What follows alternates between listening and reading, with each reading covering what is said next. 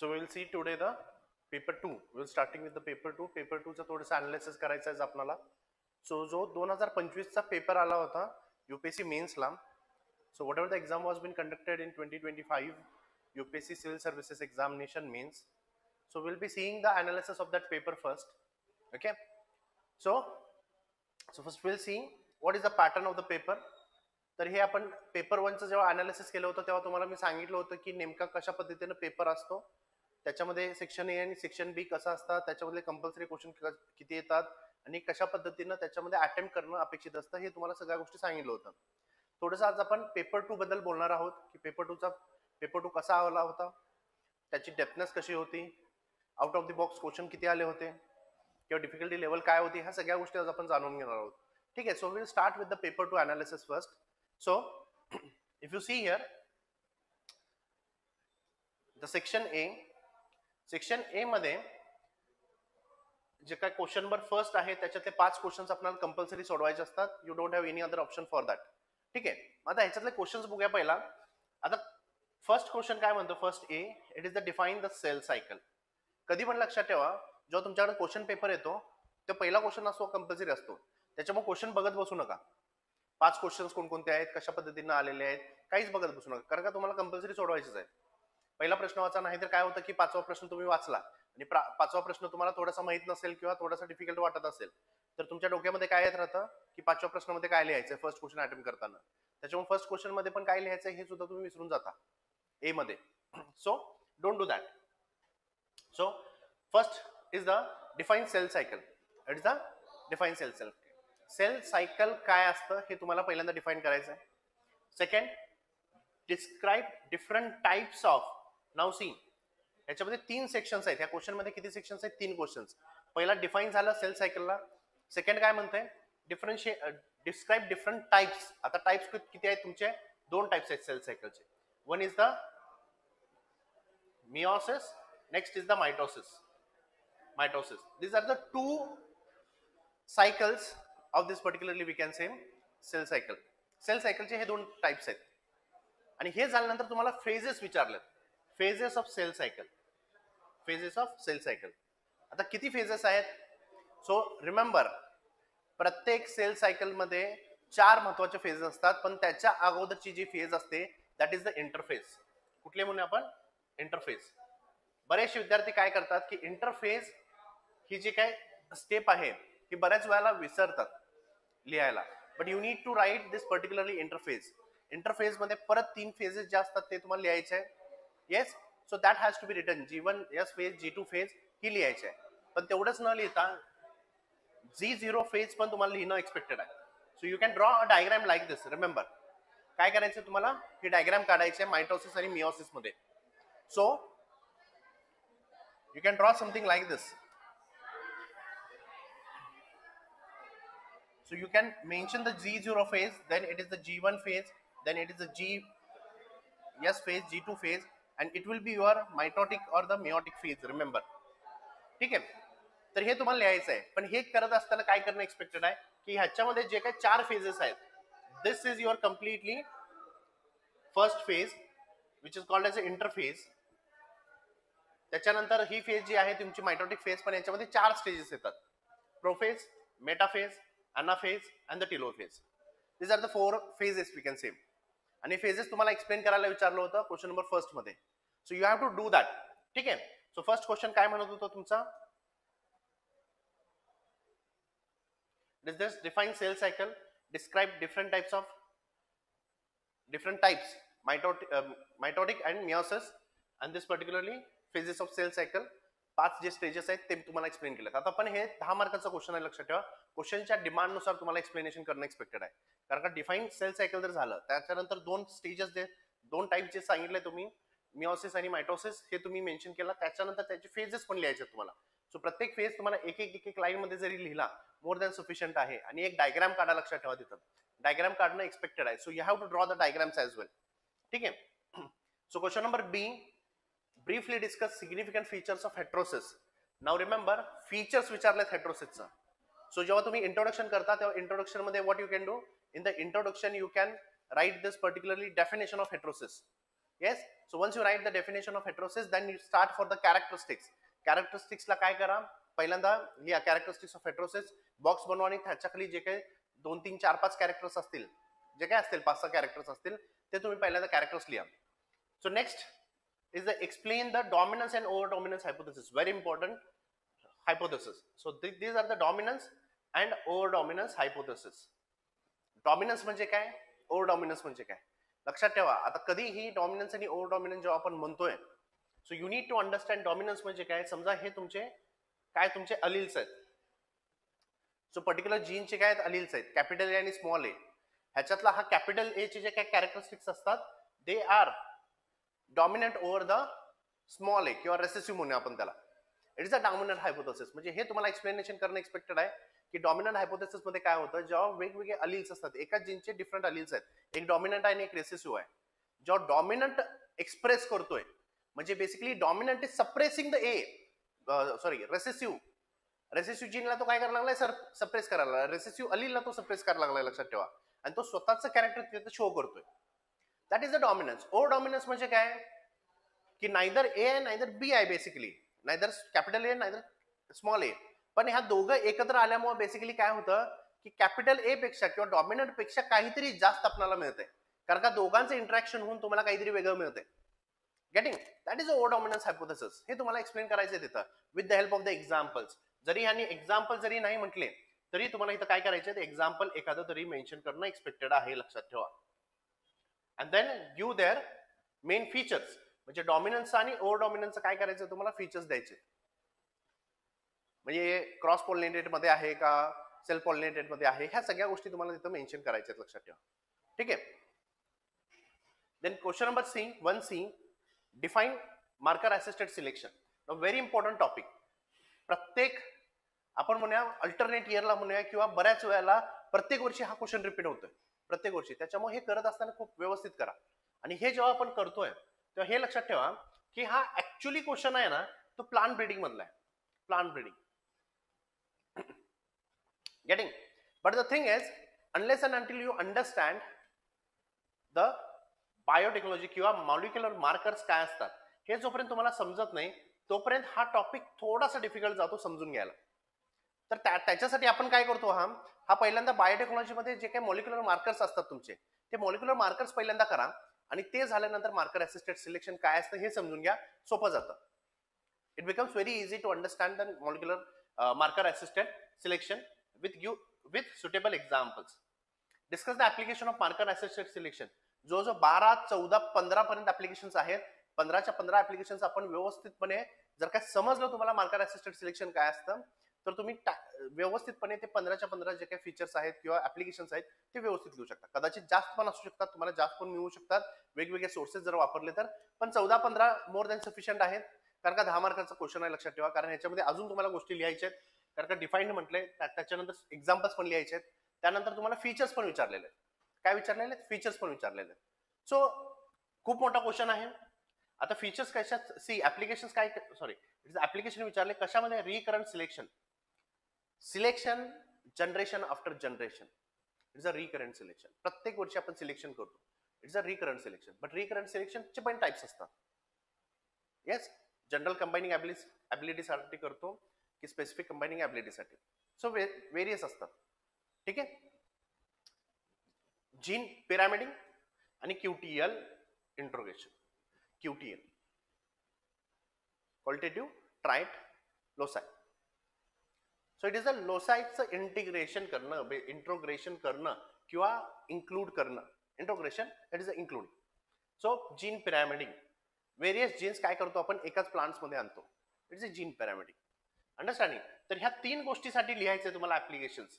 So recurrent selection साठी, gene pyramiding साठी आणि क्यूटीएल मॅपिंग साठी. QTL mapping.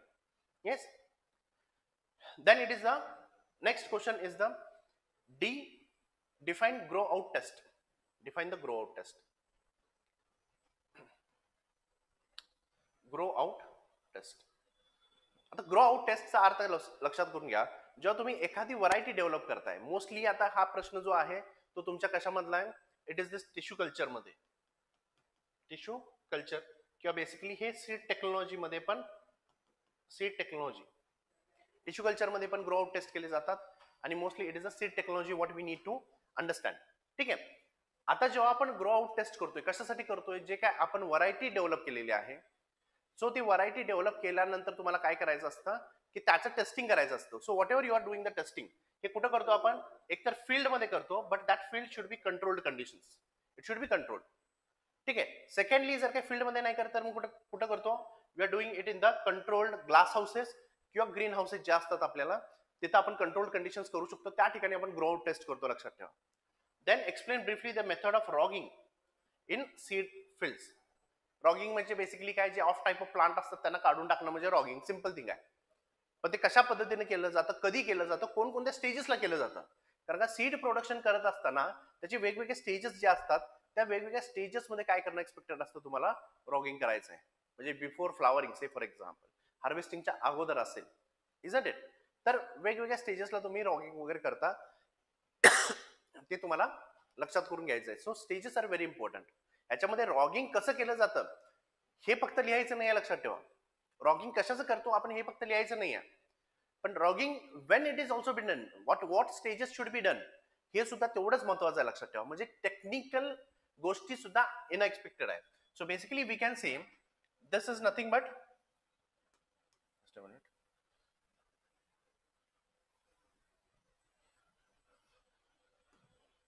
हे जे काय पूर्णपणे GS2 बघतोय, 70-80% we can say it is completely technical in nature. So ह्याच्यामध्ये टेक्निकलिटीज जे आहेत, तुमच्या स्पेसिफिक कीवर्ड जे आहेत ते स्पेसिफिक कीवर्ड्स येणं एक्सपेक्टेड आहे. So you have to mention this all the things, understanding the thing. म्हणजे हे जेवढं तुम्ही टेक्निकल गोष्टी ह्याच्यामध्ये इन्क्लूड कराल तेवढे जास्त मार्क तुम्हाला मिळतात. गेटिंग?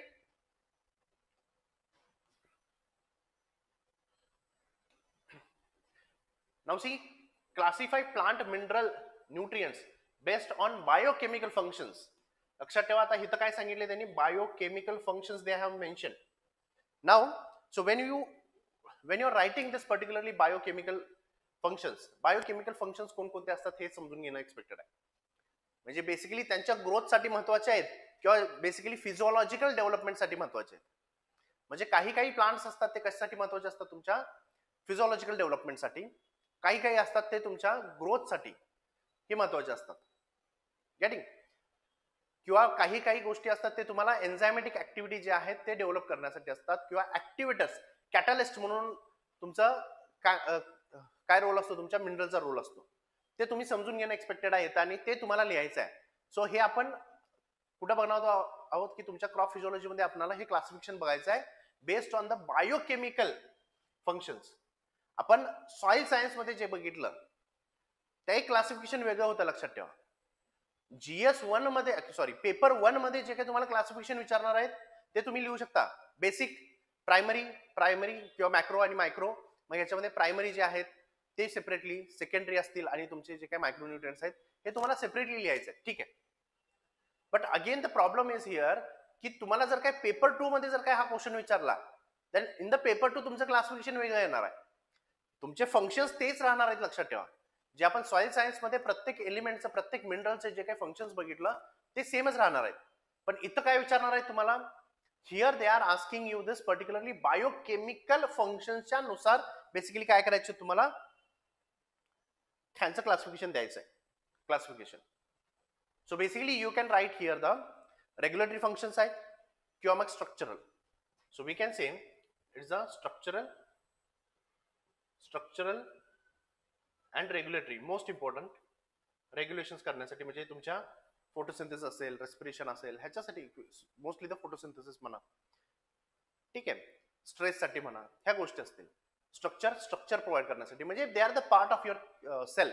स्ट्रक्चरल फंक्शन म्हणजे काय, when they are the part of the cell. Example user calcium, किंवा basically act as a catalyst. वेगवेगळ्या प्रोसेस जे काही तुमचे फिजिओलॉजिकल प्रोसेस असतात त्याच्यामध्ये भाग घेण्यासाठी तुमचे हे मिनरल्स इम्पॉर्टंट असतात. न्यूट्रिएंट ऍब्झॉर्प्शन करण्यासाठी परत न्यूट्रिएंटची गरज लागते. न्यूट्रिएंट ऍब्झॉर्ब जरी करायचं असेल वेगवेगळे, तर तरी सुद्धा तुम्हाला कशाची गरज लागते, न्यूट्रिएंटची गरज लागते. Example is your K. Potassium is very important for the nutrient absorption, remember. ठीक आहे. Then how do excess minerals in the soil limit the plant growth. आता एक्सेस जर काय झाले मिनरल्स तुमच्या सॉइल मध्ये, तर त्याचा इम्पॅक्ट काय होतो, हे इम्पॅक्ट ऑलरेडी आपण कुठे बघितलेले आहेत, एक्सेस झाले असतील तर तुमच्या सॉइल सायन्स मध्ये आपण ऑलरेडी बघितलेले आहेत. एक्सेसिव्ह झाल्यानंतर काय होणार आहे. सो बेसिकली पहिल्यांदा महत्वाचं काय, टॉक्सिक होणार आहे, ते टॉक्सिसिटी वाढणार आहे, isn't it, toxicity. Secondly osmotic प्रेशरवरती इम्पॅक्ट होऊ शकतो त्याचा, किंवा बेसिकली आपण म्हणूया जे काही प्लांट जे काही मायक्रो ऑर्गॅनिझम्स असतात, बेनिफिशियल मायक्रो ऑर्गॅनिझम, त्यांच्यावरती निगेटिव्ह इम्पॅक्ट होतो. मग या सगळ्या गोष्टी आपण ऑलरेडी बघितलेल्या आहेत, लक्षात ठेवा. पण ह्याच्यामध्ये परत कशामध्ये बघायच्यात आपल्याला, ह्याच की जे काही तुमचे स्ट्रेस असतो, त्या स्ट्रेसमध्ये पण आपल्याला, स्ट्रेस हा टॉपिक आहे तुमचा क्रॉप फिजिओलॉजीमध्ये, त्या ठिकाणी आपल्याला ते परत बघायचं आहे. Next is a question number 2. Now see here थोडंसं आउट ऑफ द बॉक्स जाऊन क्वेश्चन विचारलेला आहे इथं.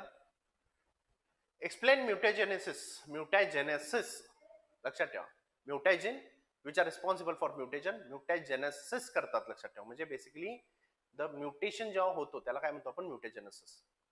So basically the process of mutation it is called as a mutagenesis. पण हे म्युटेशन जे होते, mutation means it is a sudden heritable changes. Remember, ते तुमच्या कशामध्ये होतो, तुमचे जे काही डीएनए आहे, डीएनए मध्ये स्ट्रक्चर मध्ये चेंजेस होतात, जीन्स असतात, ते जीन्स मध्ये चेंजेस होतात. So basically this are the heritable changes, first thing. आणि याचं क्लासिफिकेशन विचारले, म्युटेजेनेसिसचं क्लासिफिकेशन फर्स्ट. आणि ह्याच्यामध्ये मग तुम्हाला परत काय करायचं आहे, काही एक्झाम्पल्स देणं एक्सपेक्टेड आहे, एक्झाम्पल्स. ठीक आहे. Then discuss briefly the mechanism of action of alkylating agents. हे काय बेसिकली म्युटॅजिन्स आहेत, mutagens the agents for the mutation. म्हणजे म्युटेशन करण्यासाठी जे काही तुम्हाला एजंट्स लागतात ते आहेत, it is the alkylating agent assigned mutagens in crop improvement. मग हे काय आहेत तुमचे, basically these are the chemicals which are been used, remember.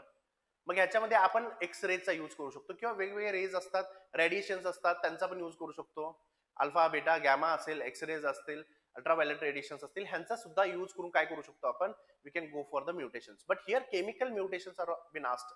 मग या केमिकल म्युटेशन अल्कलाइटिंग एजंट म्हणजे काय, बेस अनालॉग पण असतो, लक्षात ठेवा. म्हणजे बेसिकली ते बेसिस शिफ्ट करतात तुमच्या पूर्णपणे जीन्स मध्ये, किंवा तुमचं जे काय डीएनए आहे डीएनए मध्ये. सो ह्या दोन गोष्टींचा तुम्हाला इथं काय विचारलेलं आहे, एक्सप्लेनेशन विचारलं आहे, किंवा ह्याचा रोल काय हे विचारलेलं आहे. After that give an account on double haploids. आता डबल हॅप्लॉइडचा अर्थ समजून घ्या, सिंपल आहे. हॅप्लॉइडचं जेव्हा आपण डिप्लॉइड करतो, डिप्लॉइड कसं करणार आहे, basically bye doubling of the chromosomes. Haploid मध्ये काय असणार आहे, सिंगल सेट ऑफ क्रोमोझोम्स. आता ह्युमन मध्ये किती सेट ऑफ क्रोमोझोम्स आहेत, 2 सेट्स ऑफ क्रोमोझोम्स आहेत, लक्षात ठेवा, इजंट इट. पण जर काय त्याच्या ठिकाणी जर प्लांट मध्ये एकच सेट ऑफ क्रोमोझोम असेल, त्याला म्हणतो आपण हॅप्लॉइड. मग हॅप्लॉइड असेल तर डबल हॅप्लॉइडचा अर्थ काय, त्याच बेसिकली 2 सेट्स करायचे आहेत आपल्याला, but the second set will be same as compare to the first set. म्हणजे जर काय ए सेट आहे तुमच्याकडं हॅप्लॉइड मध्ये, ए सेट्स ऑफ क्रोमोझोम, ते क्रोमोझोम किती असू शकतात, 7 असतील, 10 असतील, 14 असतील, 12 असतील, what ever, single set of chromosomes आहे. पण ह्याचं कसं करतोय आपण, डुप्लिकेशन करतोय. डुप्लिकेशन कसं करायचं आहे, example is the colchicine treatment देतो आपण त्यांना. आणि जेव्हा त्या कॉल्चिसिन ट्रीटमेंट दिला की जे काही तुमचे क्रोमोझोम नंबर होते 7, 10, 12, 14 जे काय असतील ते, त्याचं डबलिंग होते. म्हणजे काय होते, कॉपिंग होते, लक्षात ठेवा. कॉपिंग म्हणजे basically we can say it is the second copy is been generated in that particularly haploid plant. म्हणून त्यांना डबल हॅप्लॉइड म्हणतो आपण. Basically they are the 2 haploid or the 2 sets of chromosomes are been there, but they are same to each other, isn't it. मग आता हे तर काय विचारलं, इट्स ऍप्लिकेशन, हॅप्लॉइडचे ऍप्लिकेशन्स काय. म्हणजे बेसिकली प्लांट म्हणून वापरतो आपण, ब्रीडिंग मध्ये, इम्प्रिंट्स डेव्हलप करण्यासाठी वापरतो मोस्टली.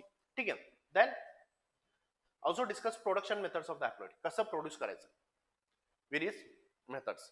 सो बेसिकली इथं आपण काय म्हणू शकतो, हिअर इन विट्रो कल्टिवेशन जेव्हा आपण करतो plants, in vitro cultivation mostly haploid तयार होतात, लक्षात ठेवा. म्हणजे पोलनचं जर काय तुम्ही काय केलं, इन विट्रो कल्टिवेशन जर केला, त्याच्यापासून जे काही प्लांट मिळणार आहे, it will be the haploid. Getting.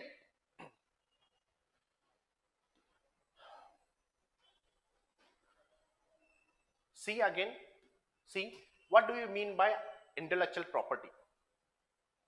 Intellectual property very easy. आणि हा टॉपिक तुम्ही GS3 जो काय आहे तुमचा, त्याच्यामध्ये पण तुम्ही करणार आहात. आता ठीक आहे, जे फॉरेस्ट्री करणार आहेत त्यांना हे माहिती असणं एक्सपेक्टेडच आहे, कारण का फॉरेस्ट्रीमध्ये तुम्हाला राज्यसेवेचा जर काय फॉरेस्ट्री दिला तर GS नाही आहे तुम्हाला. पण इंडियन फॉरेस्ट सर्व्हिस मध्ये तुम्हाला GS कंपल्सरी पेपर असतो मेन्सला, त्याच्यामध्ये सुद्धा हा टॉपिक विचारला जाऊ शकतो as the part of economics. Remember, इकॉनॉमिक्सचा पार्ट म्हणून हा विचारला जाऊ शकतो. किंवा generally in the prelims also this topic can be asked. Remember, prelims मध्ये पण IP ह्याच्यावरती प्रश्न विचारला जाऊ शकतो. इंटेलेक्चुअल प्रॉपर्टी किंवा IPR, इंटेलेक्चुअल प्रॉपर्टी राईट्स वरती प्रश्न विचारला जाऊ शकतो. Discuss protection of IPR in reference to patents. म्हणजे पेटंट कधी देतात, कुणाला देतात, कोणत्या पद्धतीचं पेटंट देतात, हा प्रश्न आहे. Next, it is the plant breeders right. Plant breeder right, he can be anyone, he can be a farmer as well. Plant breeders and the farmers right, it is a sui generis act of India also. म्हणजे इंडियामध्ये act आहे plant breeders and the farmers rights act जो आहे तो इंडियाचा सु Gennaris right आहे, लक्षात ठेवा. तर त्याच्या थ्रू प्लांट ब्रीडर्सचे राईट्स कोणकोणते आहेत ते तुम्हाला काय करायचे आहेत ते लिहायचे तिथे. Then it is a copyright. Copyright म्हणजे जे काय तुमचं लिटरेचर आहे, लिटरेचरला काय करायचं तुम्हाला प्रोटेक्शन द्यायचं आहे. It is a copyright. Getting?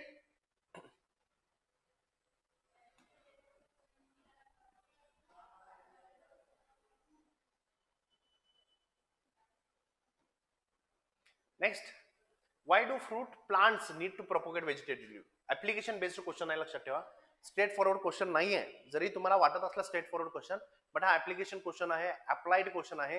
कारण का जनरली आपण कुठेही डिस्कस करत नाही की फ्रूट प्लांट जे आहेत ते तुम्हाला व्हेजिटेटिव्ह प्रोडक्शन रिप्रोडक्शन का करायचं त्याचं. We generally don't read them, we generally don't study it. पण हे तुम्हाला समजून घ्यायचं आहे की फ्रूट प्लांटचं प्रोपोगेशन जर काय व्हेजिटेटिव्ह करत असाल तर पहिल्यांदा तुम्हाला हे माहित असणं अपेक्षित आहे की व्हेजिटेटिव्ह रिप्रोडक्शनचे फीचर्स काय काय आहेत. व्हेजिटेटिव्ह रिप्रोडक्शन केल्यानंतर ह्याचा फायदा काय होणार आहे हे तुम्हाला जेव्हा समजेल तेव्हा तुम्ही ह्याचं ऍप्लिकेशन लिहू शकता फ्रूट प्लांट्स मध्ये. So what you need to understand? You need to understand the vegetative reproduction of plants. त्याचे फायदे काय असतात, ऍडव्हान्टेजेस काय असतात हे तुम्हाला समजून घ्यायचंय. कॅरेक्टरिस्टिक्स काय असतात हे तुम्हाला समजून घ्यायचंय. मग तुम्ही काय लिहू शकता फ्रूट प्लांट्सला ते काय ऍप्लिकेबल असतं. एक्झाम्पल काय आहे तुमचे, आपण काय म्हणूया, एखादं फीचर काय म्हणूया, फ्रूट प्लांट्सचं जर काय तुम्हाला जेनेटिक कॉन्स्टिट्युएंट सेम ठेवायचे असतील तर तुम्ही व्हेजिटेटिव्ह रिप्रोडक्शन करू शकता. कारण का जेव्हा तुम्ही याचं क्रॉस पॉलिनेशन करता तेव्हा वेगवेगळे जीन्स एकत्र येत आहेत. मग बेसिकली काय होतं, जी काय क्वालिटी आहे ती क्वालिटी चेंज होते. येस, जेनेटिक कॉन्स्टिट्युएंट जे असतात प्लांटचे ते चेंज होतात, जीन चेंज होत आहेत, लक्षात ठेवा. मग ह्याच्यामुळे काय चेंज होणार आहे, तुमचं जे काय तुमचं प्रोडक्ट असणार आहे, नेक्स्ट जनरेशनचं प्रोडक्ट असणार आहे, फ्रूट असणार आहे. So it will change. So it may basically we can say की त्याचं फ्रूट साईज चेंज होऊ शकते, कलर चेंज होऊ शकतो, त्याचं टेस्ट चेंज होऊ शकते, त्याचं इल्ड चेंज होऊ शकतं. That can change. Remember, vegetative reproduction केल्यामुळे काय होतं, अजून व्हेरियस गोष्टी आपल्याला ह्याच्यामध्ये अप्लाय करता येतात. जसं की रूट स्टॉकचा यूज करता येतो याच्यामध्ये, लक्षात ठेवा. रूट स्टॉकचा सुद्धा यूज करता येतो. रूट स्टॉक जनरली मँगो मध्ये आपण करतो रूट स्टॉकचा यूज, तर ते सुद्धा व्हेजिटेटिव्ह रिप्रोडक्शन केल्यामुळे आपल्याला करता येतं, लक्षात ठेवा. Yes, explain the advantages and disadvantages of asexual reproduction and sexual reproduction. Asexual आणि सेक्शुअलचं विचारलंय, लक्षात ठेवा. मग ह्याच्यामध्ये सेक्शुअल आणि असेक्शुअल आहे हे थोडंसं दोन पद्धतीमध्ये लक्ष करून घ्यायचं तुम्हाला. मग ह्याच्यामध्ये vegetative reproduction is different. Again vegetative propagation is different, asexual is different and sexual is different. या तीन गोष्टी वेगवेगळ्या झाल्या, व्हेजिटेटिव्ह, असेक्शुअल आणि sexual. These are the three different things where you need to understand it. Getting? Then question number 3 being define genetic purity. Genetic purity म्हणजे जे jeans आहेत तुमचे ते तुम्ही पॅरेंट्स कडून किती पर्सेंट मध्ये काय करून घेतलेले आहात, इनहेरिट केलेले आहेत. It's a genetic purity. म्हणजे दुसऱ्या कोणत्याही पॅरेंटचं, दुसऱ्या कोणत्याही प्लांटचं तुमच्या शरीरामध्ये जीन्स नाही आहेत. It is called as a genetic purity. ठीक आहे. आता how can the maintenance of genetic purity of varieties been done outside their normal cultivation area. आता नॉर्मल कल्टिवेशन एरियाच्या बाहेर म्हटले, लक्षात ठेवा. नॉर्मल कल्टिवेशन एरिया कोणते असतात तुमचे, it may be your field, जे काही फार्मर्स फील्ड आहेत, it is a normal cultivation area. पण त्याच्या बाहेर विचारले, बाहेर म्हणजे say for example what will do, suppose it is a seed producing area. Seed producing area जिथं सीडचं प्रोडक्शन होत आहे, कोणत्याही व्हरायटीचं सीडचं प्रोडक्शन करताय तुम्ही. Yes, that is a seed producing area. मग आता सीड प्रोड्युसिंग एरिया आहे, तर ह्याच्यामध्ये काय करायचं नाही, तुम्हाला जेनेटिक प्युरिटी मेंटेन करायची आहे, मिक्सचर नाही झालं पाहिजे. So first thing what you need to do, you need to maintain the isolation distance. Simple आहे, आयसोलेशन डिस्टन्स मेंटेन करा, काय होणार नाही तुमचं क्रॉस पोलिनेशन आहे ते होणार नाहीये. First thing. सेकंडली काय करू शकतो याच्यामध्ये, रोगिंग करू शकतो. Thirdly what we can say, हार्वेस्टिंगच्या वेळेला ह्याच्यामध्ये मेकॅनिकल मिक्सचर नाही व्हायला पाहिजे, ही ह्याची काळजी घेऊ शकतो. सीड सर्टिफिकेशन ह्याचं करता येतं. So these are the various methods through which you can maintain the genetic purity outside the cultivated area. Outside काय म्हणले, कल्टिवेटेड एरिया. कारण का सीड प्रोडक्शन इज इम्पॉर्टंट. ज्याच्यामध्ये सीड प्रोडक्शन जेव्हा तुम्ही करताय तेव्हा सीडचं काय मेंटेन करणं एक्सपेक्टेड आहे, जेनेटिक प्युरिटी. जेनेटिक प्युरिटी, जेणेकरून तुमचे प्लांटचे जे काही कॅरेक्टर्स असतील ते सगळे तुम्हाला सेम बघायला मिळतील. So that is the genetic purity we can say.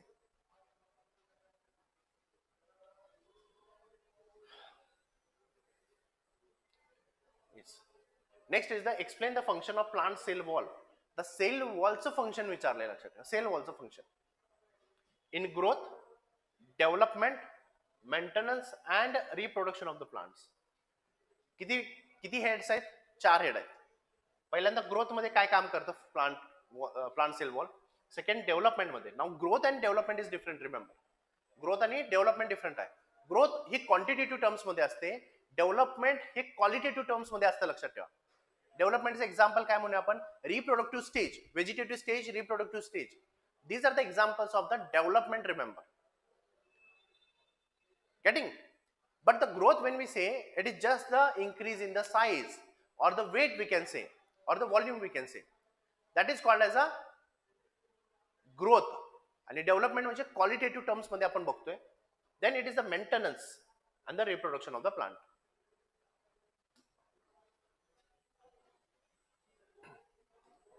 Next, see. आता क्रॉप फिजिओलॉजी मध्ये जर बघायला गेलं तर understand, what do understand by water transport in झायलम. आता पाणी जे काय तुमचं ट्रान्सपोर्टेशन होतं ते कशामध्ये होतं, झायलम मध्ये. फूड मटेरियलचं जे होतं ते फ्लोएम मध्ये, isn't it. So these are the vascular part of the vascular bundle. So what we can say, vascular bundle चे पार्ट्स आहेत.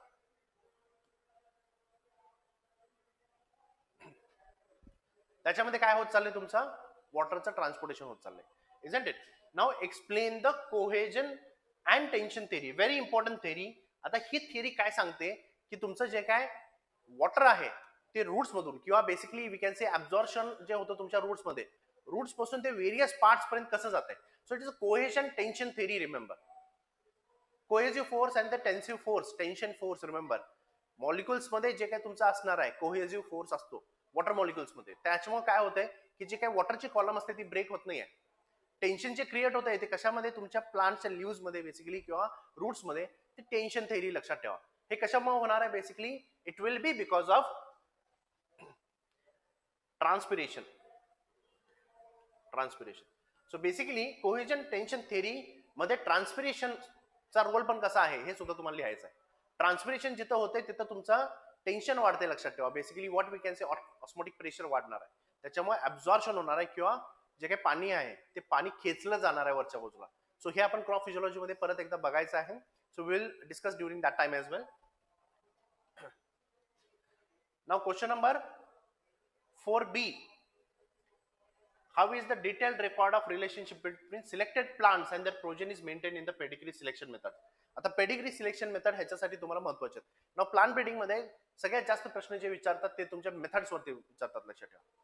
येस, मास असेल, बल्क असेल, पेडिग्री असेल, backcross method. Backcross method is one of the favourite topic of the UPSC.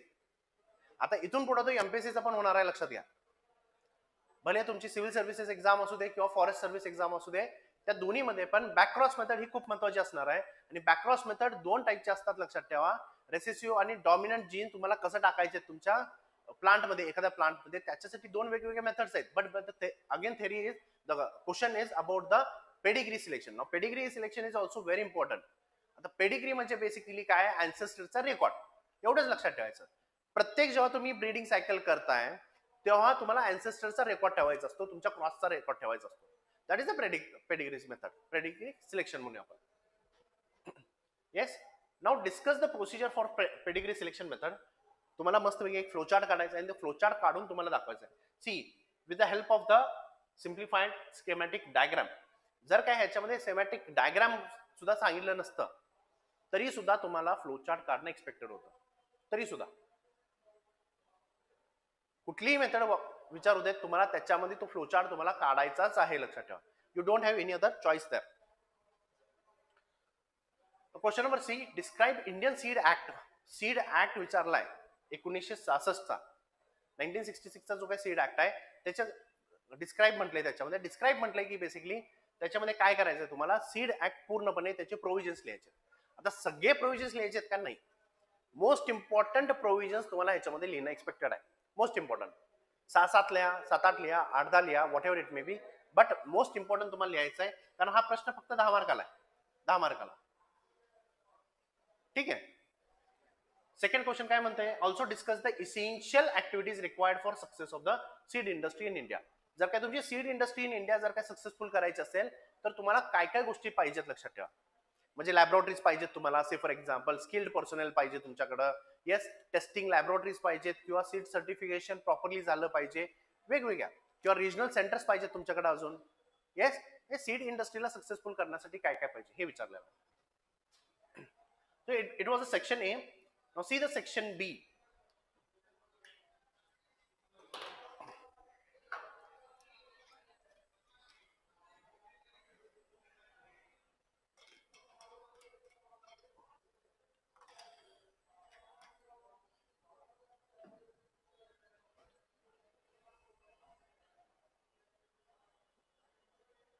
Section B, question number 5A.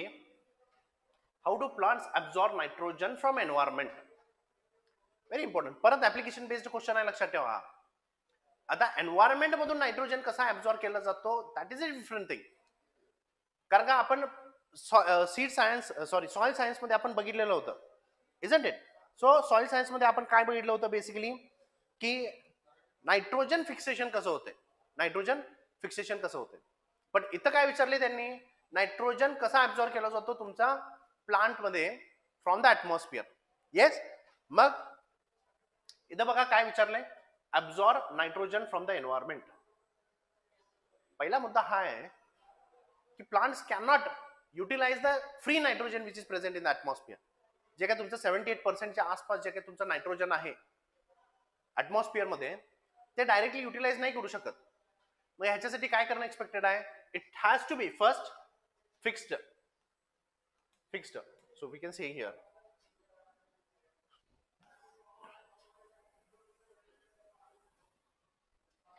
जे काय atmospheric nitrogen आहे, it has to be fixed. कशामध्ये, ammonium ions मध्ये.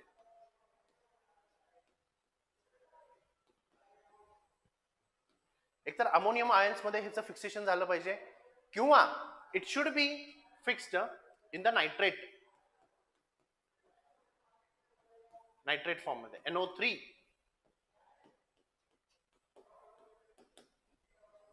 ह्या फॉर्म मध्ये काय झालं पाहिजे, फिक्स झालं पाहिजे.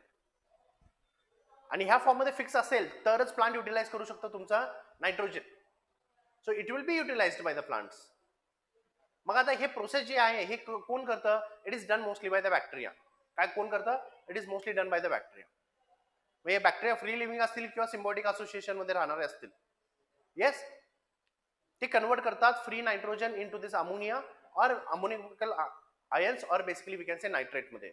आता हे ऍब्झॉर्प्शन केलं जातं तुमच्या प्लांट्स मध्ये. रिमेंबर, प्लांट्स मध्ये हे ऍब्झॉर्ब केलं जातं. येस, सो हे तुम्हाला लिहायचं आहे. सो बेसिकली पेपर 1 मधला कॉन्टेंट, पेपर 1 मधला कॉन्टेंट तुम्हाला पेपर 2 मध्ये यूज करायचा आहे. पेपर 2 पण सगळ्याच्या सगळं आहे का, नाही. You cannot use all the things. Yes, मग आता पुढचा प्रश्न काय आहे. Now see next question, describe the mechanism of nitrate assimilation and synthesis of ammonium ions in the plants. Amino acids in the plants. म्हणजे सिंथेसिस ऑफ अमिनो ऍसिड्स हे तुम्हाला करून घ्यायचं, लक्षात ठेवा. म्हणजे अमोनियम ऍसिमिलेशन कसं होतं हे तुम्हाला माहित असणं एक्सपेक्टेड आहे. म्हणजे याचं काय रिव्हर्स इंजिनिअरिंग करायचं आहे आपल्याला. रिव्हर्स इंजिनिअरिंग कशाचं, नायट्रेट, अमोनिया, अमाइन्स किंवा अमायनो ऍसिड्स. सो बेसिकली जेव्हा आपण प्लांट्स क्रॉप रेसिड्यू जेव्हा प्लांट्स मध्ये आपण टाकतो तेव्हा काय होतं, त्याचं डिकम्पोजिशन होतं. डिकम्पोजिशन होतं म्हणजे बेसिकली काय होतं, कोणकोणते प्रोसेस आहेत. अमिनायझेशन फर्स्ट, ऑलरेडी आपण सॉइल सायन्स मध्ये आपण डिस्कस केलेलं आहे. अमिनायझेशन, देन अमोनिफिकेशन,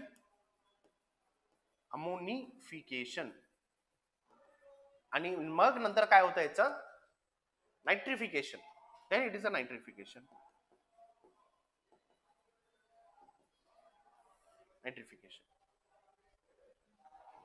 मग आता ऑलरेडी आपल्याकडे काय आहेत, ऑलरेडी वी हॅव अमोनिफिकेशन झालेले अमोनियम आयन्स आहेत, लक्षात ठेवा.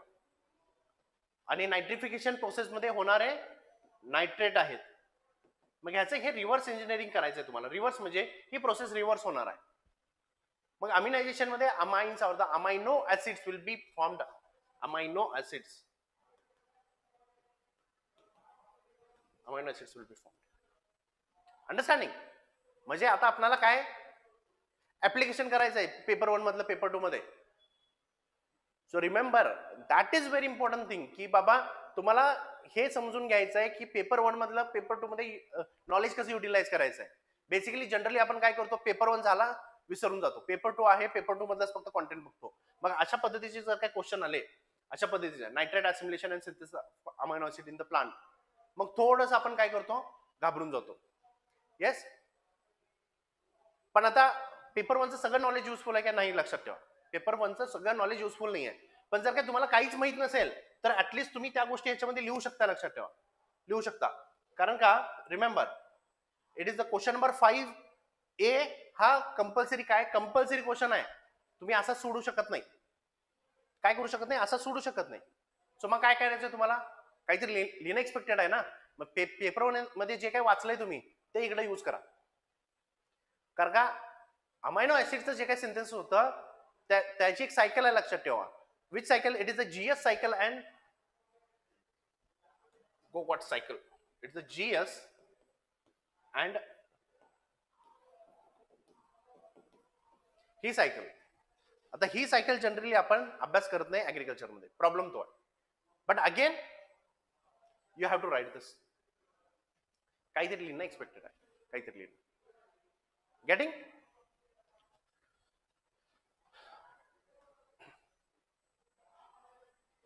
Now see, what is the question? Explain the strategies to manage citrus decline in India. काय म्हटले? Strategies to manage citrus decline in India.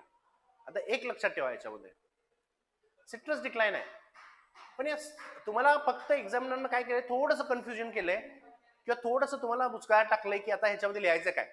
Now C, हे करत असताना तुम्हाला काय करायचं आहे, ह्याच्या जागी सिट्रसच्या जागी दुसरं कोणतंही प्लांट असतं तरी तुम्हाला बऱ्यापैकी कॉन्टेंट सेम राहिला असतं. बऱ्यापैकी म्हणतोय मी तुम्हाला, ठराविक गोष्टी सोडल्या की तुम्हाला बऱ्यापैकी कॉन्टेंट सेम राहिला असतं. सिट्रसचं डिक्लाइन होते मान्य आहे, पण ते सिट्रसचं डिक्लाइन कशामुळे होतंय हे पण महत्वाचं आहे. पण सिट्रसचं काय करायचं आपल्याला, strategies to manage citrus decline. हे झालं की स्ट्रॅटेजीज जे लिहायचे तुम्हाला ते बाकीच्या प्लांटला जे लिहिणार आहात ते पण लिहायचं आहे, पण स्पेसिफिकली 3-4 पॉईंट असे येणार आहेत जे सिट्रसला स्पेसिफिकली असतात. सिट्रसला आपण आता एक गोष्ट आपण अशी विचार करूया की स्ट्रॅटेजीज काय काय असू शकतात सिट्रस डिक्लाइन जे आहे ते मॅनेज करायला. समजा आता ह्याच्यामध्ये काय करायचे, आपल्याला व्हरायटीज डेव्हलप करायचे, मग त्याच्यामध्ये कोणतंही प्लांट असतं तर व्हरायटीज डेव्हलप केले असते आपण. येस, फार्मर्सला काय प्रोव्हाइड करायला पाहिजे आपल्याला, फार्मर्सला स्पेसिफिकली ते इम्प्रूव्ड व्हरायटीज ते तुम्हाला डिस्ट्रीब्यूट करायला पाहिजे. टिश्यू कल्चर डेव्हलप्ड जे काही तुमचे सीडलिंग्स आहेत ते द्यायला पाहिजे तुम्हाला त्यांना. Isn't it? किंवा जे काही तुमचं प्रोसेसिंग इंडस्ट्री आहे, प्रोसेसिंग इंडस्ट्री एस्टॅब्लिश करायला पाहिजे. Next what we can say, storage structures तुमच्याकडे पाहिजेत. सिट्रस आहे ना, स्टोरेज स्ट्रक्चर पाहिजे. Why? It is basically we can say it is perishable, म्हणून त्याला स्टोरेज स्ट्रक्चर्स पाहिजेत. और we can say export promotion करायचं, एक्सपोर्ट प्रमोशन करणं एक्सपेक्टेड आहे. म्हणजे याच्यामध्ये तुम्हाला हेच जे काही स्ट्रॅटेजीज आहेत हे तुम्ही कोणत्याही क्रॉपला लिहू शकता. पण सिट्रसच्या बद्दल डिक्लाइन का होतंय हे 2-3 गोष्टी तुम्हाला स्पेसिफिकली माहित पाहिजेत. पेस्ट अँड डिसीज इन्सिडन्स आहे का, तर ते बघणं एक्सपेक्टेड आहे. कॉम्पिटिशन फ्रॉम द एक्सपोर्ट हे तुम्हाला महत्वाचं आहे. क्लायमेट चेंजचा इम्पॅक्ट होतोय का, हा महत्वाचा विषय आहे. पण इजंट इट? मग जर समजा आता ह्याच्यामध्ये दुसरा एखादा क्रॉप टाकला असता, समजा पोमोग्रॅनेट असेल, पोमोग्रॅनेट, मग आता ह्याचं प्रोडक्शन कमी होत चाललंय किंवा ह्याचं जे काही एरिया आहे तो कमी होत चाललाय, डिक्लाइन आहे ना. कारण का?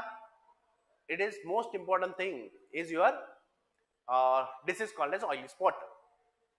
पण याच्याबरोबर मार्केट कसं आहे हे पण माहित पाहिजे. मार्केट व्हॉलाटाईल आहे. मार्केटमध्ये आज एक भाव आहे तर 4 दिवसानंतर दुसरा भाव आहे. आज भाव जास्त मिळतोय, 4 दिवसानंतर भाव कमी झाला. Isn't it? So basically you have to mention की रिझन्स काय काय, ते एक वेगळा गोष्ट आहे. सो बेसिकली आन्सर लिहिताना कसं लिहायचं तुम्हाला लक्षात घ्यायचं. So first write the reasons for decline. आता हे काय महत्वाचं नाहीये, it is a non core demand of the question. But आता डिक्लाइन तर म्हटलंय, सिट्रसचं डिक्लाइन, मग रिझन्स लिहा 1 2 3 4 5 मेन्शन करा फक्त. आणि मग स्ट्रॅटेजीजचा एक हेडिंग द्या, स्ट्रॅटेजीज, देन राईट 1 2 3 4 5 जे काही पॉइंट्स आहेत ते लिहा. गेटिंग?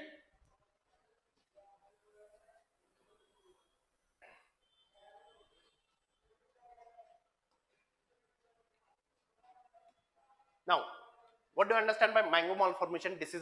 डिसीजेस व्यवस्थित करायचे आहेत. डिसीजेस वरतीच फोकस असतो, लक्षात ठेवा. युपीएससीचा, राज्यसेवेचा स्टील डोंट नो. आणि माझं प्रेडिक्शन काय आहे, राज्यसेवेची एक्झाम असू दे, कोणती असू दे, राज्यसेवा, स्टेट सर्व्हिसेस असू दे किंवा फॉरेस्ट्री सर्व्हिसेस असू दे, फॉरेस्ट्री मध्ये सुद्धा असू दे किंवा त्याच्यामध्ये मोस्टली प्रश्न कशावरती विचारले जाणार? डिसीज वरती. पेस्ट वरती नाही. पण पेस्ट विचारले तर काय विचारू शकतात? Mostly the pest will be the store grain pest. ह्याच्या पलीकडे विचारण्याची शक्यता कमी आहे, ऍटलिस्ट फॉर नेक्स्ट 2-3 इयर्स. त्याच्यानंतर we don't know, but at least for the next 2-3 years MPSC will be focusing mostly on the diseases, not the pest, and if the pests are there, it will be store grain pest. Yes? Elucidate symptoms. आता कशामध्ये केले बघा त्यांनी? Symptoms, causal organism, and control measures of floral mango malformation. Floral mango malformation. Floral आहे लक्षात ठेवा. Yes? Next is the what do you understand by food based dietary approach. आता हा जो काही तुमचा लास्ट टॉपिक आहे, कुठला? फूड प्रोडक्शन अँड कन्झम्पशन, त्याच्यातला हा टॉपिक आहे. न्यूट्रिशियस फूड किंवा फूड बेस्ड डायटरी अप्रोच. म्हणजे जे काही तुम्ही अन्न खाताय ते कसं असलं पाहिजे, मग त्याच्यामध्ये पल्सेस किती पाहिजेत, सिरियल्स किती पाहिजेत, बेसिकली मग लिफी व्हेजिटेबल्स किती पाहिजेत, सॉल्टचा इंटेक किती झाला पाहिजे, मग त्याच्यामध्ये नॉनव्हेज पाहिजे की नाही, प्रोटीनचा इंटेक किती झाला पाहिजे. मग ह्या सगळ्या गोष्टी काय तुमच्या फूड बेस्ड डायटरी अप्रोच, जेणेकरून जे काही तुम्हाला जे काही मिनरल्स आहेत किंवा एलिमेंट्स आहेत, न्यूट्रिएंट्स सगळे मिळण्यासाठी तुम्हाला काय खाल्लं पाहिजे. It is this. Now see, explain briefly how they will help to eliminate hunger. They will, कोण? Food based dietary approach. हंगरला एलिमिनेट कसं करायचं आहे. आता हे तर झालं, तुम्ही ह्याच्यामध्ये लिहा की बाबा हंगर बेस्ड, हंगरला कमी करण्यासाठी हे कसं महत्वाचं. पण हे करत असताना काय करा की थोडंसं करंट अफेअरचा डाटा याच्यामध्ये ऍड करा. काय करा की गव्हर्नमेंटचे मेजर्स काय आहेत, गव्हर्नमेंटचे मेजर्स, जसं की पॉलिसीज असतील किंवा स्कीम्स असतील किंवा याच्यामध्ये काही केस स्टडीज असतील, लक्षात ठेवा, केस स्टडीज ते याच्यामध्ये मेन्शन करा. आणि शेवटी कंक्लुजनला काय लिंक करा, in the conclusion link it to the sustainable development goal number 2, zero hunger, no poverty is 1, zero hunger is 2. तर त्याला तुम्ही ते लिंक करू शकता. Getting? Now next is again, what are the major constants of food grain processing in India. Food grain processing India, constants, problems काय काय, challenges काय काय, फूड प्रोसेसिंग का इंडियामध्ये होत नाही. हा, या हॉर्टिकल्चर मध्ये काही पॉइंट्स बघायचे आहेत आपल्याला, आणि फूड प्रोडक्शन कन्झम्पशन जो काही शेवटचा टॉपिक आहे त्याच्यामध्ये काही पॉइंट्स बघायचे आहेत. लक्षात ठेवा, आता जर का तुम्ही फॉरेस्ट्रीचं प्रिपरेशन करत असाल, कशाचं? फॉरेस्ट्री, एमपीएससी फॉरेस्ट्री, हे करू नका. हे 2 क्वेश्चन जे आहेत ते करूच नका तुम्ही. ह्याचं कारण काय लक्षात घ्या की एमपीएससी फॉरेस्ट्रीचा जो काही सिलेबस आहे त्याच्यामध्ये जो काही लास्टचा टॉपिक आहे फूड प्रोडक्शन अँड कन्झम्पशन, हा काढूनच टाकलेला आहे त्यांनी. त्याच्यामुळे इट इज इररिलेव्हंट फॉर यू. पण अगेन जर का स्टेट सर्व्हिस करत असाल तर महत्वाचं आहे. फक्त ऑप्शनलला नाही महत्वाचं लक्षात ठेवा. This topic is also very much relevant to the GS3 part. GS3 कुठला तुमचा जनरल स्टडीजचा जो काही पेपर 3 आहे, इकॉनॉमिक्स आहे, ऍग्रिकल्चर इकॉनॉमिक्स जे आहे त्याच्यामध्ये, त्याच्यासाठी हे दोन टॉपिक हे दोन प्रश्न खूप महत्वाचे आहेत. Net now question number 6A. Write the cultivation practices of grapes. आता ग्रेप्स विचारले, व्हेरी इंपॉर्टंट क्रॉप्स. आता जे काही हॉर्टिकल्चर क्रॉप्स तुम्ही करताय सगळे क्रॉप्स करत बसू नका, स्पेसिफिक. मी पेपर 1 साठी पण सांगितलं होतं की ॲग्रोनॉमिकल क्रॉप्स आहेत ते स्पेसिफिक करायचे आहेत, खूप जास्त करत बसायची गरज नाही. 12 ते 15 इथले. आणि हॉर्टिकल्चर क्रॉप्स मध्ये फ्रुट्सचे काही 5-6 क्रॉप्स आहेत, फ्लावरचे एक 7-8 क्रॉप्स आहेत, येस, आणि व्हेजिटेबल्स एक बेसिकली 5-6 क्रॉप्स आहेत. ते व्यवस्थित करा.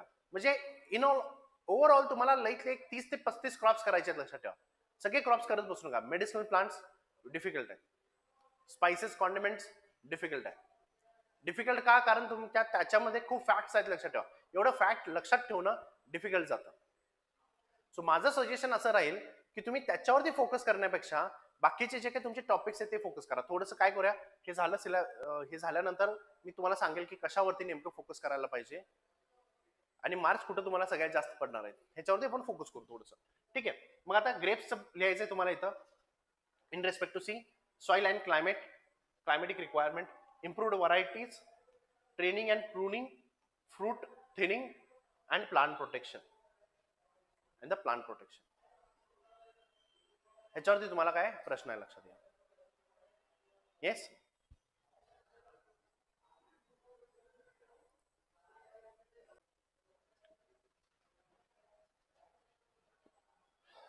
आता हा जो काही प्रश्न आहे क्वेश्चन नंबर 6A, याच्यावर हा जो काही प्रश्न आहे लक्षात ठेवा, हा ऍग्रिकल्चर एमपीएससी मध्ये पण प्रश्न विचारला होता. ऍग्रिकल्चर एमपीएससी मेन्स मध्ये 2025च्या. हा फक्त ह्यांनी एक वर्ड टाकला होता ज्याच्यामध्ये यांनी काय सांगितलं होतं, महाराष्ट्र स्पेसिफिक. महाराष्ट्र स्पेसिफिक. आणि मगाशी जो काय आपण एक प्रश्न डिस्कस केला लक्षात ठेवा, मॉलिक्युलर मार्कर असिस्टेड सिलेक्शन, मास सिलेक्शन जे डिस्कस केलं, तो सुद्धा जो काही टॉपिक होता किंवा तो जो काही प्रश्न आहे तो ऍग्रिकल्चर एमपीएससी मध्ये पण विचारला होता, लक्षात ठेवा. म्हणून मी म्हटलं तुम्हाला की तो टॉपिक खूप महत्वाचा आहे, मास सिलेक्शन. म्हणजे ऍग्रिकल्चर एमपीएससी ची फर्स्ट जी काही डिस्क्रिप्टिव्ह एक्झाम झाली ह्या वर्षी त्याच्यामध्ये पण तो विचारला, युपीएससीला पण विचारला, लक्षात ठेवा. आणि युपीएससीला सारखं विचारतात. आणि माझं प्रेडिक्शन आहे की it will be asked in the next year UPSC state services, forestry असू दे किंवा basically we can say in the तुमचं स्टेट सर्व्हिस मेन्स एक्झाम आहे त्याच्यामध्ये असू दे, तुम्हाला हा विचारण्याची शक्यता खूप जास्त आहे. म्हणजे 99% विचारण्याची शक्यता खूप जास्त आहे त्या एक्झामसाठी. Yes. Next thing, what are the trends of food productivity in India. परत फूड प्रोडक्शन कन्झम्पशनचा टॉपिक आहे, खूप सोपा टॉपिक आहे, लक्षात ठेवा. 50 मार्क तर कुठे गेले नाही. व्यवस्थित प्रिपरेशन करा. करंट अफेअर्स थोडंसं याच्यामध्ये करावं लागतं आपल्याला, त्याच्यामध्ये गव्हर्नमेंटच्या स्कीम थोड्याशा कराव्या लागतात, त्याच्यामध्ये व्यवस्थित करा. तुमचा टॉपिक तो पूर्णपणे होऊन जाईल व्यवस्थितपणे. Give your opinion for sustainable food production. Now see, sustainable food production आणि याच्यामध्ये तुमचं ओपिनियन विचारलंय. अकॉर्डिंग टू युअर ओपिनियन आहे ह्याच्यामध्ये. सस्टेनेबल फूड प्रोडक्शन कसं करायचं हे नाही विचारलं, तुमचं ओपिनियन विचारलंय, लक्षात ठेवा. त्याच्यामध्ये तुम्हाला काय वाटतं हे तुम्हाला ह्याच्यामध्ये लिहायचंय. तुम्हाला काय वाटतं लक्षात ठेवा.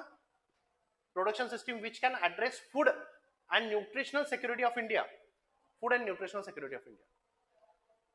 परत तेच की इथं सस्टेनेबल डेव्हलपमेंट गोलला तुम्ही लिंक करू शकता, इजंट इट. तर ते खूप महत्वाचं आहे. किंवा पॉवर्टी रिडक्शन जे काय आपलं टार्गेट आहे ते ह्याच्यामध्ये मेन्शन करू शकता. गव्हर्नमेंटचे जे काही स्कीम्स आहेत ते इथं मेन्शन करू शकता. व्हेरी इम्पॉर्टंट आहे. इट राईट मुवमेंट ह्या गोष्टी इथं मेन्शन करू शकता. But see what is your opinion for sustainable food production system which can address food and nutritional security of India. तुम्हाला असे काय वाटतं, म्हणजे ह्याच्यामध्ये काय प्रोव्हाइड करायचे, तुमचे सजेशन्स प्रोव्हाइड करायचे आहेत, लक्षात ठेवा. जेणेकरून तुमचं फूड आणि न्यूट्रिशनल सिक्युरिटी दोन्ही पण झाल्या पाहिजेत. Not only the food security but कोणती सिक्युरिटी, न्यूट्रिशनल. दोन गोष्टी आहेत, लक्षात ठेवा. फूड कुठल्याही पद्धतीचं अन्न, फूड सिक्युरिटी, म्हणजे जेणेकरून तुम्हाला फूड मिळतंय, that is sufficient to fulfil your hunger. But when we say it is a nutritional security, what is requiring, you require the food which is nutritious food. म्हणजे याच्यामध्ये फक्त तुम्हाला गहू आणि तांदूळ मिळणं एक्सपेक्टेड नाही आहे. Here what is our expectation, that you should get the access to the cereals, pulses, fruits, vegetables, milk, meat, protein जे काय आहे त्याला सुद्धा ऍक्सेस मिळाला पाहिजे. But how the access should be, see 3 गोष्टी लक्षात ठेवा. It should be 3 A's. 3 A's. So what should be 3 A's? It should be available. एक तर ते अवेलेबल पाहिजे. It should be affordable. It should be accessible. म्हणजे महत्वाचं काय, तेवढ्या प्रमाणामध्ये न्यूट्रिशियस फूड असायलाच पाहिजे. न्यूट्रिशियस फूड असायला पाहिजे, पहिला मुद्दा. तुमच्याकडे किती प्रमाणात, ठीक आहे, now your population is 1.41 billion. ह्याच्यासाठी किती मिलियन टन्सचं प्रोडक्शन पाहिजे? समजा 300 million tonnes. It is the food production what is required. म्हणजे हे अवेलेबल आहे, लक्षात ठेवा. एवढं आहे ना, आहे. इंडियाचं काय 330 किंवा 340 मिलियन टनच्या आसपास तुमचं फूड ग्रेन प्रोडक्शन आहे. फ्रूटचं ऑलमोस्ट तेवढं आहे. Isn't it? म्हणजे तुमच्याकडे जेवढं पाहिजे तेवढं तर आहे. It is available, remember. पण ऍक्सेसेबल आहे का? महत्वाचं ते. ऍक्सेसेबल म्हणजे ते लोकांच्या पर्यंत पोहोचतात की नाहीत, किंवा लोक त्या फूडला विकत घेतायत की नाहीत, हे महत्वाचं आहे. सो ऍक्सेसेबल साठी काय पाहिजे? महत्वाचा मुद्दा की ते लोकांच्या पर्यंत पोहोचणं एक्सपेक्टेड आहे. म्हणजे लोकांच्याकडे पैसा जर असेल तर बेसिकली हे ऍक्सेसेबल होणार आहे, लक्षात ठेवा. जर काय तुम्ही न्यूट्रिशियस फूडचं पर केजीचं जे काय प्राइसेस आहेत, जर काय ते तुम्ही 100, 200, 300 रुपये ठेवत असेल, it is not accessible to the poor people. When it will be accessible? When the prices will be less. Remember, it should be the less prices. Accessible पाहिजे, लोकांच्या दारापर्यंत न्यायचं आहे. ह्याच्यासाठी आपल्याला काय आहे? पीडीएस सिस्टीम आहे. It is a PDS system. What do you have? But next, it should B affordable. म्हणजे त्यांची किमती कमी पाहिजेत, लक्षात घ्या. म्हणजे basically the people should purchase it. म्हणजे कशाची प्राइसेस कमी आहेत? तुमच्या त्या फूड ग्रेनची प्राइसेस कमी आहेत. So it should be the 3 A's. ह्याच्यावरनं तुम्हाला काय लिहायचं आहे? व्हेरियस सजेशन्स आहेत, ते काय तुमचं ओपिनियन जे आहे ह्या बेसिसवरती लिहिणं एक्सपेक्टेड होतं. गेटिंग?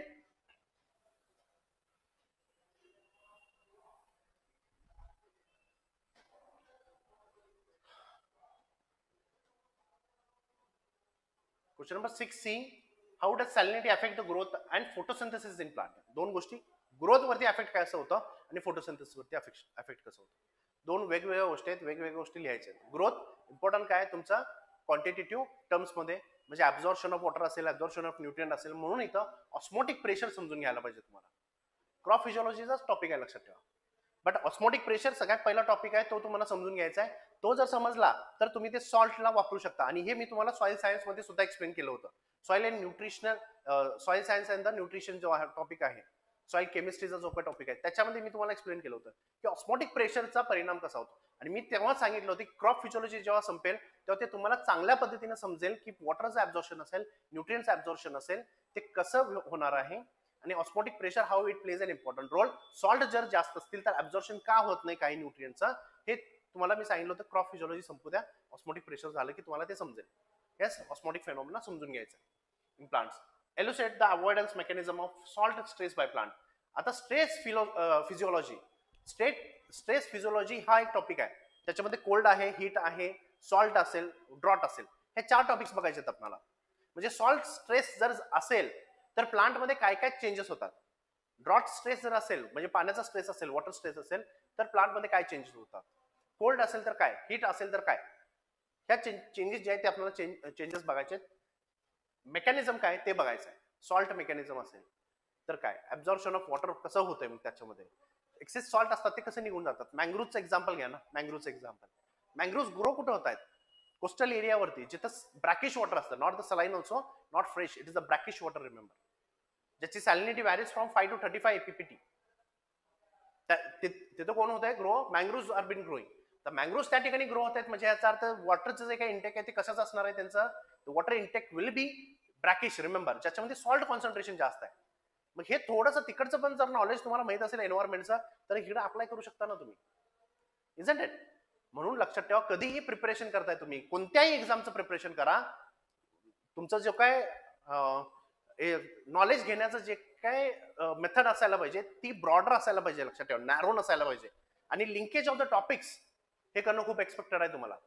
जेव्हा तुम्ही टॉपिकचं लिंकेज करायला चालू करतात तेव्हा तुमचं प्रिपरेशन जे आहे ते प्रिपरेशन खूप चांगलं होतं.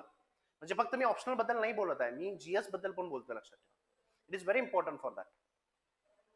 सो बेसिकली GS1 मधलं जे काय तुमचं नॉलेज आहे ते GS2 ला कसं वापरायला पाहिजे, GS2 मधलं GS1 ला कसं वापरायला पाहिजे, GS3चं नॉलेज तुम्हाला GS1 ला कसं महत्वाचं आहे, GS3चं नॉलेज तुम्हाला GS2 मध्ये कसं महत्वाचं आहे, आणि ह्या तिन्ही टॉपिकचं नॉलेज तुम्ही इथिक्स मध्ये कसं वापरू शकता हे तुम्हाला समजणं एक्सपेक्टेड आहे. Means here interlinkage of the topics is very important. आता हे युपीसी साठी जास्त महत्वाचं आहे, एमपीसी साठी तेवढं रिलेव्हंट का नाहीये, कारण काय it will be your first exam and here straightforward questions will be there. But अजून समजून घ्या, जर काय तुमच्या उत्तरामध्ये जर काय हे जर काय मेन्शन जर झालं, now see the examiner will be giving you at least half और 1 मार्क एक्स्ट्रा बाकीच्यांच्या पेक्षा. का? कारण का तुम्ही त्याच्यामध्ये एक्स्ट्रा माहिती दिलेली आहे. You are linked the topic from one to the another. Linkage खूप महत्वाचं आहे, लक्षात ठेवा. अनालिटिकल आन्सर्स लिहिताय तुम्ही, that is very important. Understanding? So question number 7, discuss the production technologies of peas. Again peas वरती भरपूर वेळा प्रश्न आलाय, लक्षात ठेवा.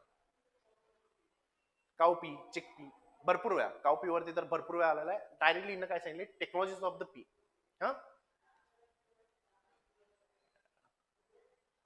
Next is the differentiate plant growth and development. Growth and development मगाशीच मी सांगितलं. ग्रोथ काय असतं? Growth is the quantitative change. Yes, growth काय? Quantitative change, more or less permanent. Development it is with respect to the quality, vegetative growth आणि reproductive growth. That is important. Development. Yes, explain the different phases of the growth. The phases of the growth. X axis, Y axis, सिग्मॉइडल curve च्या basis वरती ते तुम्हाला explain करायचं आहे. Getting?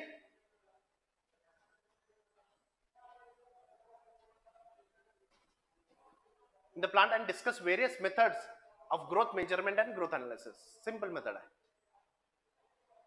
Simple method. Bose crystallograph. Yes, one of the method. Telescopes are used. Elaborate the major constants of food and nutritional security in India. Simple topic again. Simple question. What is the question? Elaborate the major constants of nutritional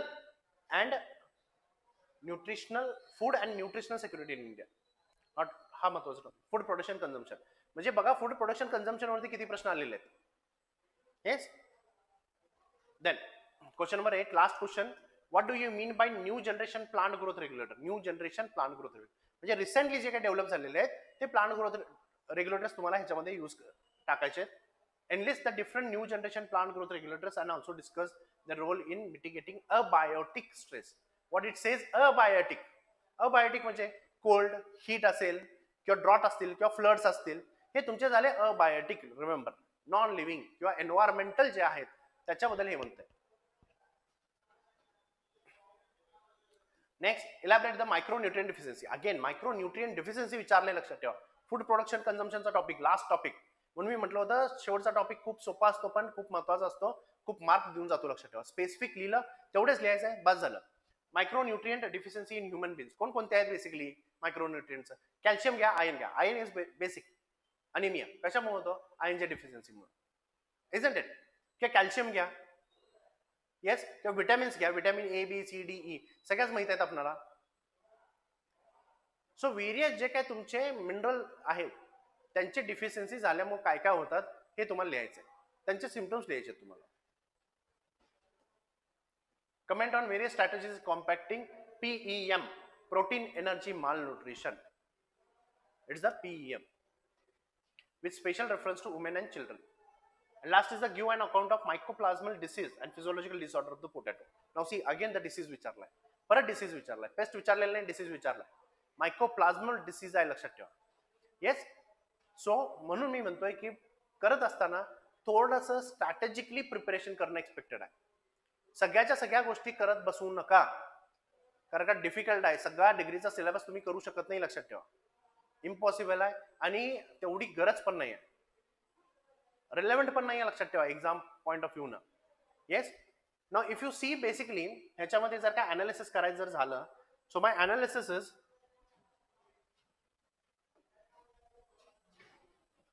paper was lengthy.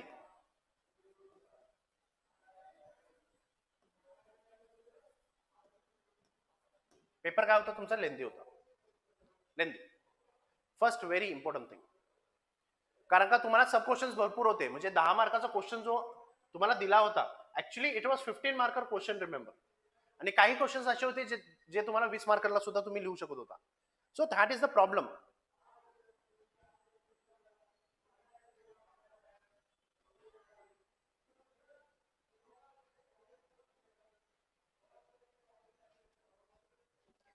So the paper was lengthy, that is the first thing. Secondly, we can say applied questions were more, especially in genetics, plant breeding. Applied based questions were more, genetics and plant breeding.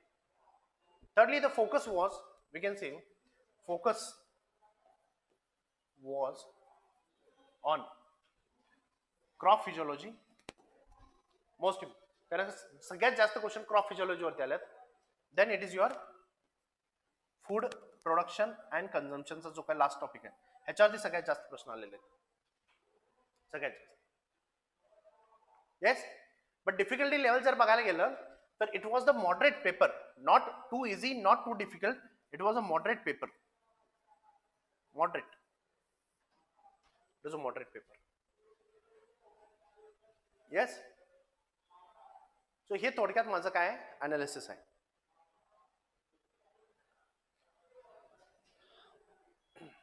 So थोडंसं परत एकदा सांगतो बघा, जो का पहिला section असतो ना त्याच्यामध्ये तुम्हाला सगळ्यात जास्त मार्क्स मिळतात, सगळ्यात जास्त, कारण का खूप स्पेसिफिक लिहायचं असतं, खूप कमी लिहायचं असतं, त्याच्यामुळे तुम्हाला सगळ्यात जास्त मार्क मिळतात. सेक्शन ए मोस्टली तुम्हाला फोकस कशावरती करायचं आहे, genetics, plant breeding, crop physiology, biotechnology, seed technology, 5 जे टॉपिक्स आहेत तुमचे खूप सोपे टॉपिक आहेत. आता लक्षात ठेवा, इथं सोपे मी का म्हणतोय, आता डिग्रीमध्ये कदाचित तुम्हाला ते अवघड गेले असतील, पण सोपे का मी म्हणतोय, कारण का ते कॉन्सेप्च्युअल आहेत. लक्षात ठेवा, कॉन्सेप्ट एकदा जर का तुम्हाला समजलं तर बेसिकली लक्षात ठेवणं सोपं जातं. गेटिंग? सो ते लक्षात ठेवायचं असेल तर तुम्हाला काय करणं एक्सपेक्टेड आहे, थोडंसं कॉन्सेप्ट वरती फोकस करा. तो कॉन्सेप्ट समजला की बाकीच्या गोष्टी ऑटोमॅटिकली समजतात. लक्षात ठेवा, आणि लक्षात ठेवा करत असताना प्रिपरेशन जेव्हा तुम्ही करताय, सेल्फ प्रिपरेशन जर करत असाल तर पहिल्यांदा जेनेटिक्स करा, जेनेटिक्स झालं की प्लांट ब्रीडिंग करा, प्लांट ब्रीडिंग झालं की मग क्रॉप फिजियोलॉजी करा, आणि हे झालं की मग तुम्ही बायोटेक्नॉलॉजीकडे जावा. कारण का जोपर्यंत तुम्हाला जेनेटिक्स कळत नाही, मेंडेल्स लॉज वगैरे एक्झाम्पल घ्या, हेट्रोझायगस काय असतं, होमोजिनियस काय असतं, हेट्रोजिनियस काय असतं, हे जोपर्यंत गोष्टी कळत नाहीत, किंवा डॉमिनन्स काय असतं, ओ डॉमिनन्स काय असतं, तोपर्यंत तुम्हाला प्लांट ब्रीडिंग मधल्या बेसिक जे काही थिअरीज आहेत किंवा कॉन्सेप्ट जे आहेत ते कळणं थोडंसं डिफिकल्ट जातं. किंवा मेथड जे आहेत, तुम्ही मेथड्स पाठ कराल हो, पण मेथड्स पाठ करून फक्त फायदा नाहीये ना, तर मेथडचा यूज काय होतो हे तुम्हाला माहित पाहिजे, ऍप्लिकेशन काय आहे हे माहित पाहिजे. लक्षात ठेवा, ते खूप महत्वाचं आहे. आणि जेव्हा तुम्हाला ह्या दोन्ही गोष्टी कळतात तेव्हा क्रॉप फिजियोलॉजी समजायला खूप सोपं जाणार आहे, परत खूप सोपं जाणार आहे. कारण का जे काही इंटरनल स्ट्रक्चर आहे ते कुठे बघताय तुम्ही, it is in the crop physiology. Respiration असेल, फोटोसिंथेसिस असेल, एन्झाईमचा रोल असेल, येस, ऑस्मॉसिस असेल, ऑस्मॉटिक वॉटरचा रोल असेल बेसिकली आपण म्हणूया, किंवा आपण त्याच्यामध्ये पुढे जाऊन बेसिकली ग्रोथ अँड डेव्हलपमेंट बघूया, किंवा फोटोप्रियोटिझम, व्हर्नलिझम, हे टॉपिक्स असतील. हे टॉपिक्स तुम्ही व्यवस्थितपणे कधी करू शकता, जेव्हा तुमचं ऑलरेडी हे टॉपिक जे आहेत ते क्लिअर झालेले असतील. कारण का परत इथं काय इंटरलिंकिंग ऑफ थोड्याशा प्रमाणामध्ये का असं ना इंटरलिंकिंग ऑफ टॉपिक्स असतात. इंटरलिंकिंग म्हणून बेस समजून घ्यायला लागतं तुम्हाला. बेस एकदा समजला की बेसिकली त्याचे ऍप्लिकेशन पार्ट समजायला सोपं जातं. येस, एकदा तुम्हाला जेनेटिक्स, बायोटेक्नॉलॉजी कळालं, सॉरी प्लांट ब्रीडिंग कळालं की बायोटेक्नॉलॉजी कळायला सोपं परत जातं. It's easy then. गेटिंग? तर हा तुमचा काय असला पाहिजे, सिक्वेन्स असला पाहिजे प्रिपरेशनला, एस्पेशली पेपर 2. आणि ह्याच्यावरती सगळ्यात जास्त तुम्हाला स्कोरिंग होणार आहे, आय गॅरंटी दिस. फक्त तुमचे कॉन्सेप्ट क्लिअर पाहिजे.